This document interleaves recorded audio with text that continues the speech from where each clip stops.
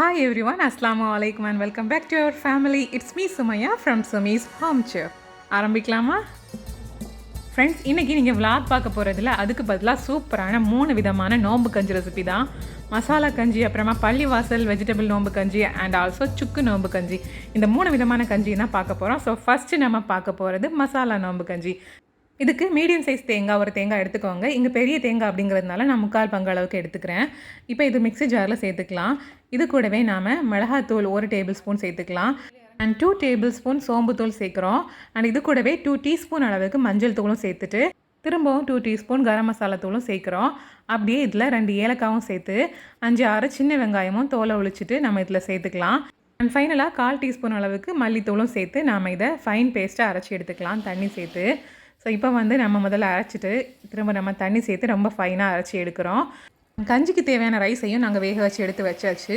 Rice பார்த்திங்கன்னா பச்சரிசியில் பண்ணலாம், அப்புறமா கஞ்சிக்கு அரிசியில் பண்ணலாம் அண்ட் நார்மல் புழுங்கல் அரிசியிலையும் பண்ணிக்கலாம். நாங்கள் இங்கே புழுங்கல் அரிசியில் தான் பண்ணுறோம்.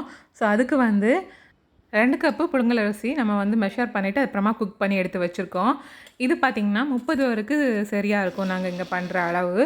ஸோ இப்போ ரைஸை லைட்டாக தண்ணி விட்டு நம்ம பல்ஸ் பண்ணி எடுக்கும்.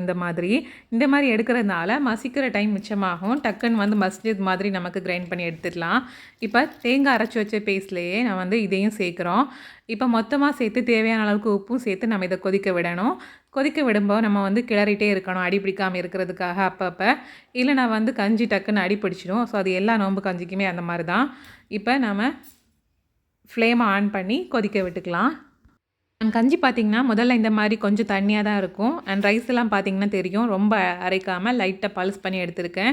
இது பாயில் ஆகும்போது ரொம்ப திக்காக நமக்கு கரெக்டான டெக்ஸ்டரில் வந்துடும். ஸோ ஒரு பக்கம் தாளிக்கிறதுக்கு ஒரு 3-4 டீஸ்பூன் அளவுக்கு எண்ணெயை விட்டுக்கலாம். இப்போ இந்த எண்ணெயில் நாம் தாளிக்கிறதுக்காக ரொம்ப இலையை 2-3 துண்டாக கட் பண்ணி வச்சுருக்கோம். அப்புறமா ஸ்டார் அனீஸ், பட்டை, அப்புறமா கிராம்பு அண்ட் சின்ன வெங்காயம் சின்னதாக கட் பண்ணது, 1 டீஸ்பூன் அளவுக்கு இஞ்சி பூண்டு பேஸ்ட்டு, அப்புறமா ஒரு கொத்து கருவேப்பிலை இதெல்லாம் எடுத்துருக்கோம். இப்போ ஆயிலில் நம்ம வெங்காயத்தை சேர்த்தாச்சு. இது ஃப்ரை ஆகிருக்க டைம்லேயே நம்ம ஸ்பைசஸ்லாம் சேர்த்துக்கலாம். அதாவது பட்டை, ஸ்டார் அனீஸ், கிராம்பு இது எல்லாத்தையும் சேர்த்துக்கலாம். அண்ட் இந்த வெங்காயம் நல்லா கோல்டன் ப்ரௌன் கலரில் வரணும், அது வரைக்கும் கொஞ்சம் நேரம் ஆயிலில் வதக்கி எடுத்துக்கலாம்.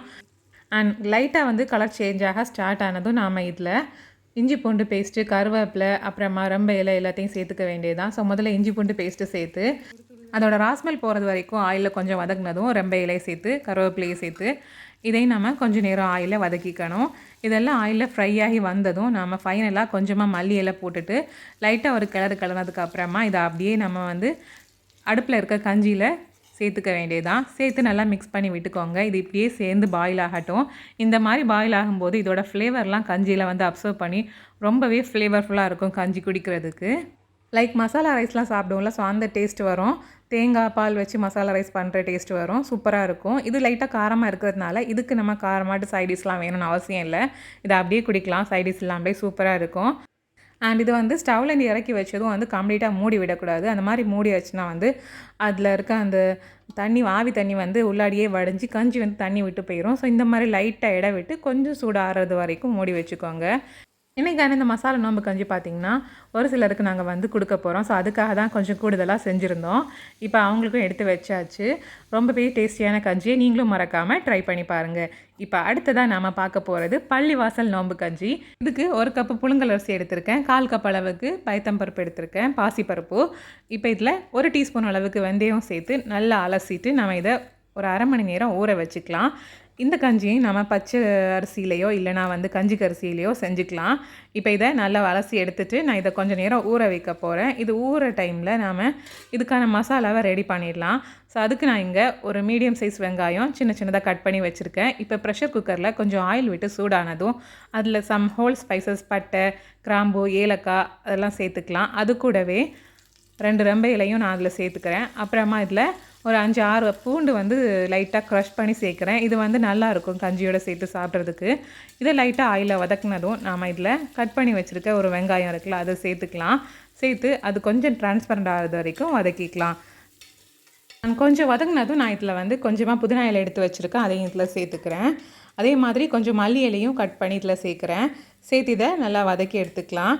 அண்ட் காரத்துக்கு நான் இங்கே 4 பச்சை மிளகா சேர்க்குறேன். இது கொஞ்சம் மைல்டான காரம் நமக்கு கிடைக்கும். அப்போ தான் நல்லாயிருக்கும். ரொம்ப காரமாக நோம்பு திறந்து குடிக்கிறதுக்கு நல்லா இருக்காது. ஸோ இப்போ ஒரு டீஸ்பூன் அளவுக்கு இஞ்சி பூண்டு பேஸ்ட்டும் சேர்த்து இதை நம்ம நல்லா வதக்கிக்கலாம். ராஸ்மெல் போனதுக்கு அப்புறமா ஒரு தக்காளி அதை கொஞ்சம் பெரிய பெரிய பீஸாகவே கட் பண்ணி சேர்த்துக்கலாம். இது நல்லா மசியணும்னு அவசியமே இல்லை, இந்த மாதிரி தான் கிடக்கணும். இப்போ இதையும் நம்ம கொஞ்சம் வதக்கினதுக்கு அப்புறமா நான் சம் கேரட்ஸ் அப்புறமா ஃப்ரெஷ் பட்டாணி எடுத்திருக்கேன், அதையும் நான் இதில் சேர்க்குறேன். இது வந்து ஒரு 3/4 கப் அளவுக்கு இருக்கும். கேரட் மட்டும் சேர்த்து பண்ணுறதா இருந்தால் கூட பண்ணிக்கலாம். இதில் கொஞ்சம் உப்பும் சேர்த்து நம்ம வதக்கிக்கலாம்.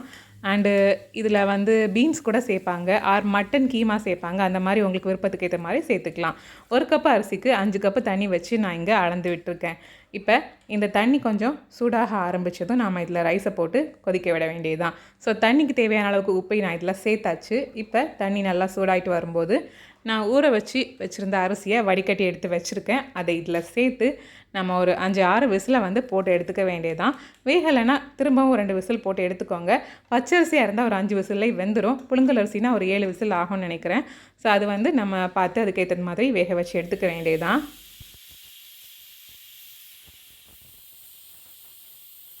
இவங்கள ஒரு 5-6 விசில் வரது வரைக்கும் அப்படியே விட்டுடலாம். இன்னொரு பக்கம் ஒரு கையளவுக்கு தேங்காய் எடுத்துக்கோங்க, கிட்டத்தட்ட 1/2 கப்பு இருக்கும்.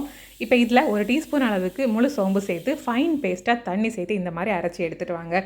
இப்போ குக்கரை ஓப்பன் பண்ணி பார்க்கலாம். ஒரு 7 விசில் நான் போட்டிருப்பேன். ஸோ இப்போ நம்ம லிட்டை ஓப்பன் பண்ணி ரைஸ் எப்படி குக்காக இருக்குன்னு ஓப்பன் பண்ணி பார்க்கலாம். ஃப்ரெண்ட்ஸ், ரைஸ் பார்த்திங்கன்னா ரொம்ப நல்லாவே வெந்து வந்திருக்குது. இப்போ நம்ம ஒரு பெரிய குழி கரண்டி வச்சு நல்லா மசிச்சு எடுத்துக்கணும். சூடோட மசிக்கும் போது ரொம்ப ஈஸியாகவே மசிஞ்சு வந்துடும்.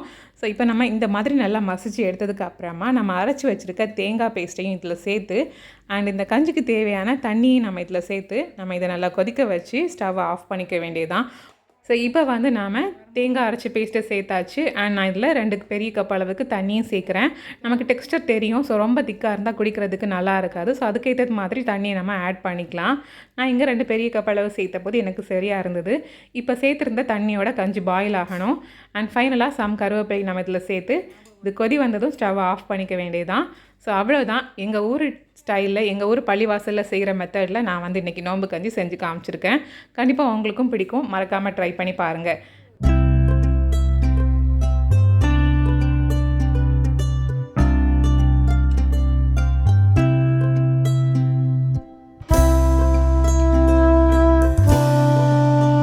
பார்க்கும்போதே சூப்பராக இருக்குல்ல. இதில் நம்ம தேங்காய் அரைச்சி சேர்த்ததுனால அந்த தேங்காய் ஃப்ளேவரோட அவ்வளோ நல்லாயிருக்கும் குடிக்கிறதுக்கு. ஓகே ஃப்ரெண்ட்ஸ், இப்போ நம்ம அடுத்து என்ன கஞ்சின்னு பார்க்கலாமா?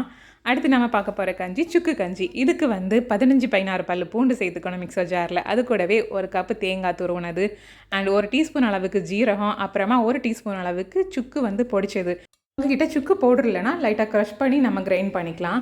அண்ட் சாதம் பார்த்திங்கன்னா இந்த மாதிரி நல்லா மசிச்சு வச்சுருக்கோம் வேக வச்சு. ஸோ இந்த மாதிரி குழையிற அளவுக்கு வேக வச்சு நல்லா தண்ணி விட்டு மசிச்சு எடுத்து வச்சுருக்கோம். இப்போ இதில் நம்ம ரெடி பண்ண தேங்காய் அரைச்ச பேஸ்ட்டை சேர்த்துக்கலாம். கொஞ்சம் தண்ணியாகவே அரைச்சி சேர்த்துக்கலாம், பிகாஸ் கஞ்சி வந்து ரொம்ப தண்ணியாக தானே இருக்கும். ஸோ நல்லா தண்ணி விட்டு நல்லா ஃபைனாக அரைச்சி எடுத்துக்கோங்க. தேவையான அளவுக்கு உப்பு போட்டு இதை நல்லா கொதிக்க வச்சு எடுத்துக்கணும். அண்ட் நான் சொன்னது மாதிரி அந்த தண்ணி வந்து நமக்கு எவ்வளோ வேணுமோ அதுக்கேற்ற மாதிரி சேர்த்துக்கலாம், கஞ்சியோட அந்த டெக்ஸ்டரை பொறுத்து.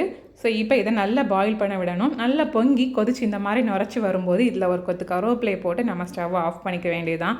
அடிப்பிடிக்காமல் அப்பப்போ கிளறி விடுறது மட்டும் நம்ம கவனமாக இருந்துக்கணும். அவ்வளோதான். இந்த சுக்கு கஞ்சி ரொம்ப ஈஸியாக பண்ணக்கூடிய கஞ்சி ரெசிபி. நோம்பு கஞ்சி பார்த்திங்கன்னா வாரத்தில் 2 வாட்டியாச்சும் செஞ்சு குடிக்கிறது நல்லது இந்த நோம்பு டைமில்.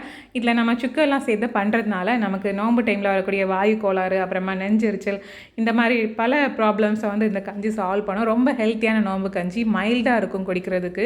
இது கூட ஏதாச்சும் ஒரு ஸ்பைஸியாக ஒரு கூட்டு சைட் டிஷ் இருந்தாச்சுன்னா ரொம்ப நல்லாயிருக்கும். வாழைக்காய் துவரம், இல்லைனா வந்து கிழங்க வச்சு மரவள்ளி கிழங்குல துவரம் பண்ணுவாங்க, அது அப்புறமா பட்டாணி போட்டு கூட்டு பண்ணியிருக்கேன். ஸோ அது எல்லாமே நல்லாயிருக்கும். அந்த ரெசிபி வந்து இன்ஷா அல்லாஹ் அப்கமிங் வீடியோவில் போடுறேன் அந்த பட்டாணி கூட்டெல்லாம். ஸோ சூப்பரான நோம்பு கஞ்சி ரெடி ஆயாச்சு. 3 விதமான கஞ்சியுமே ரொம்ப நல்லாயிருக்கும். மறக்காமல் நீங்களும் ட்ரை பண்ணி பாருங்கள்.